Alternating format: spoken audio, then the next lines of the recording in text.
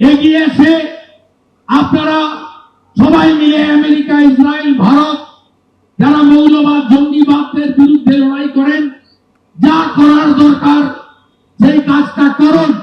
কারণ এরা রাজনৈতিক বা কূটনৈতিক পদ্ধতিতে থামার লোক নয়।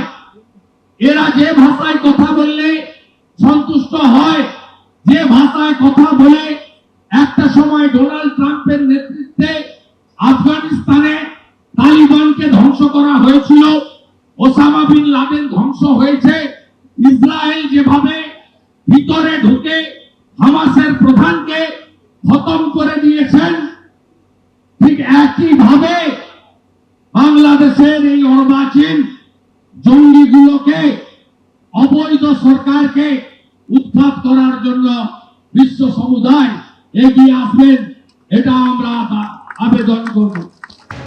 বাংলাদেশে হিন্দুদের ওপর যখন লাগাতার অত্যাচার হচ্ছে, এবার বাংলায় প্রতিবাদ জানালেন সনাতনীরা।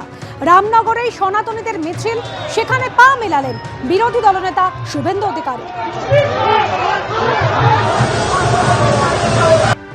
বাংলাদেশ যতই ভারতকে রক্তচক্ষু প্রদর্শনের চেষ্টা করুক না কেন, সামরিক দিক থেকে, সামরিক শক্তির দিক থেকে কোনোভাবেই ভারত বাংলাদেশের কোনো তুলনাই হয় না। কারণ ধারে ধারে ভারতের থেকে বাংলাদেশ অনেকটা পিছিয়ে রয়েছে। যদি সেই তুল্যমূল্য বিচার করি, ভারতীয় সেনাবাহিনীতে অফিসার, জওয়ান সহ সক্রিয় সদস্যের সংখ্যা যেখানে 14,55,000, সেখানে বাংলাদেশে মাত্র 1,63,000। গ্লোবাল ফায়ার পাওয়ারের রিপোর্ট অনুযায়ী ভারতের কাছে মোট 2,296টি এয়ারক্রাফট রয়েছে, সেখানে বাংলাদেশের মাত্র 216টি। ভারতের কাছে যুদ্ধ বিমান রয়েছে 606টি, বাংলাদেশের মাত্র 44। ভারতের কাছে ট্রান্সপোর্ট বিমান রয়েছে 264টি, আর বাংলাদেশের মাত্র 16টি। ভারতীয় বাহিনীর কাছে যেখানে হেলিকপ্টার রয়েছে 869টি, বাংলাদেশের কাছে রয়েছে 73টি। ভারতের অ্যাটাক হেলিকপ্টারের সংখ্যা 40, বাংলাদেশের একটাও অ্যাটাক হেলিকপ্টার নেই। ভারতে এরিয়াল ট্যাঙ্কারের সংখ্যা 6, বাংলাদেশে 0। ভারতে ট্যাঙ্কের সংখ্যা 4,614, বাংলাদেশে সেখানে 320। মনে হয় উনি একটু টিকে থাকার লড়াইয়ে আছেন, ক্ষমতায় টিকে থাকার লড়াইয়ে আছেন, তাই এরকম নরম গরম কথা বলছেন।